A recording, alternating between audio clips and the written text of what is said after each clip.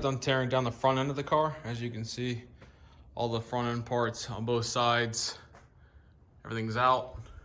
Got the steering rack hanging down so I can access some of the bolts. Everything looks pretty normal. I mean, pretty worn, but normal. Nice and rusty. The one weird thing that I did find that I wanted to kind of get on video here is that this thing's been sitting so long, and we got this thing in Missouri. I thought this was originally just the isolator.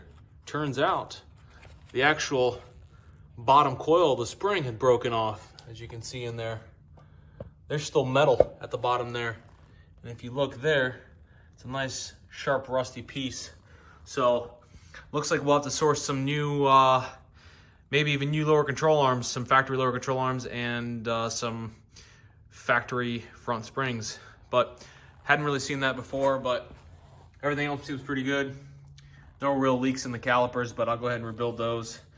Got some hubs coming, so I can repack those with grease. Those struts look nice and tired. Outside of that, pretty simple stuff.